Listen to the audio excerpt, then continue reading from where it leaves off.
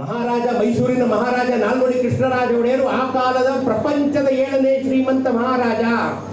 ಪ್ರಪಂಚದ 7ನೇ ಶ್ರೀಮಂತ ಮಹಾರಾಜ. ಮಹಾಲಕ್ಷ್ಮಿ ಅರಮನೆ, ಮೈಸೂರು ಅರಮನೆಯಲ್ಲಿ ಸ್ಥಾಪನೆ ಆಗ್ಬಿಟ್ಟಿತ್ತು.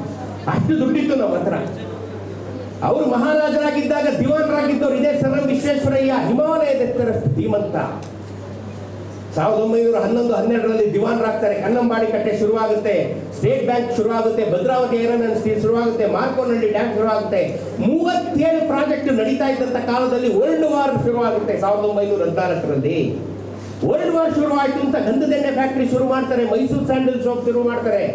37 ಕೆಲಸ ನಡೀತಿದ್ದಂಥ ಕಾಲದಲ್ಲಿ ಮಹಾರಾಜ ನಾಲ್ವಡಿ ಕೃಷ್ಣರಾಜ ಒಡೆಯರು ಭಾರತದ ಮೊದಲ ಮೀಸಲಾತಿ ಮಿಲ್ಲರ್ಸ್ ವರದಿಯನ್ನು ತರಬೇಕು ಅಂತ ಡಿಸೈಡ್ ಮಾಡ್ತಾರೆ.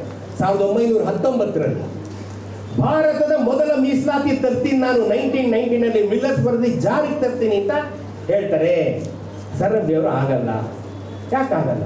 ನಾವೀಗ ಜನಕ್ಕೆ ರಿಸರ್ವೇಶನ್ ಕೊಟ್ಟು ಅವ್ರನ್ನೆಲ್ಲ ಓದಿಸಿ ಮೇಲ್ ತಂದು ಟ್ರೈನ್ ಮಾಡಿ ಕೆಲಸ ಮಾಡೋ ಟೈಮ್ ಇಲ್ಲ ಅಂದ್ರೆ ಆಗಲ್ಲ. ಮತ್ತೆ ಯಾರು ಅವ್ರನ್ನ ಉದ್ಧಾರ ಮಾಡೋರು ಯಾರು? ನಾವೇ ಮಾಡಬೇಕು, ತಂದೆ ತರ್ತೀನಿ. ಈ ಸೈದ್ಧಾಂತಿಕ ಭಿನ್ನಾಭಿಪ್ರಾಯದಲ್ಲಿ ಸರ್ ಎಂ ವಿಶ್ವೇಶ್ವರಯ್ಯರು ನೀವು ಮೀಸಲಾತಿಯನ್ನು ತಂದ್ರೆ ನಾನು ಕೆಲಸಕ್ಕೆ ರಾಜೀನಾಮೆ ಕೊಡ್ತೀನಿ ಅಂತ ಹೇಳ್ತಾರೆ. ನೋಡಿ, ವರ್ಲ್ಡ್ ವಾರ್ ನಡೀತಾ ಇದೆ, ಇಂಪೋರ್ಟ್ ಎಕ್ಸ್ಪೋರ್ಟ್ ಬ್ಯಾನ್ ಆಗಿದೆ, 37 ಕೆಲಸ ನಡೀತಾ ಇದೆ. ಮೈಸೂರು ಸಾಮ್ರಾಜ್ಯದ 2.5 ಪಟ್ಟು ದುಡ್ಡು ಕೆಲಸದ ಮೇಲೆ ಬಿದ್ದಿದೆ, ಖಜಾನೆ ಖಾಲಿಯಾಗಿದೆ. ಇಂಥ ದುರಿತ ಕಾಲದಲ್ಲಿ ಮಹಾರಾಜರು ಮೀಸಲಾತಿ ತರಬೇಕು ಅಂದ್ರು ಸರ್ ಎಂ ಅವರು ರಾಜೀನಾಮೆ ಕೊಡ್ತೀನಿ. ನಾರಾಜ ಯೋಗ ಮೊದಲ ಕಡೆ ಇಲ್ಲಿ ಮೀಸಲಾತಿ ಮೊದಲು ಕೆಲಸಗಳು ನಡೀಲಿ, ದುಡ್ಡು ಬರಲಿ ಅಂತ. ಮಹಾರಾಜರು ಆಯ್ತು ನೀವು ರಾಜೀನಾಮೆ ಕೊಡಿ. ಅವ್ರು ರಾಜೀನಾಮೆ ತಗೊಂಡ್ರು.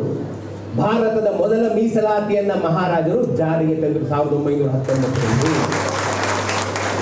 ಗುರಿಯನ್ನ ಸಾಧಿಸಲಿಕ್ಕೆ ಮಹಾರಾಜ ನಾಲ್ವಡಿ ಕೃಷ್ಣರಾಜ ಒಡೆಯರು ಹಿಮಾಲಯದೆತ್ತರದ ಸರ್ ಎಂ ಅವರನ್ನ ಕಳ್ಕೋಬೇಕಾಯ್ತು, ತ್ಯಾಗ ಮಾಡಬೇಕಾಯ್ತು.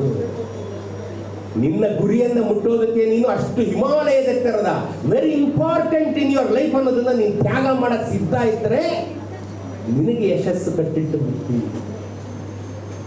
ಇದ್ರೆ life is full of compromise. ನಾನು ಹಂಗಿರ್ಬೇಕಿತ್ತು ಹಿಂಗಿರ್ಬೇಕಿತ್ತು ಅಂತ ನಮ್ಮ ಕಾಲ ಆದ್ಮೇಲೆ ನೀವು ಕಥೆ ಹೇಳ್ಬೋದಷ್ಟೇ. ಸಾಧಿಸ್ಬೇಕು ಅಂತಂದ್ರೆ ತ್ಯಾಗಕ್ಕೆ ಸಿದ್ಧರಿರಬೇಕು, ಸ್ಯಾಕ್ರಿಫೈಸ್ ಸಿದ್ಧರಿರಬೇಕು.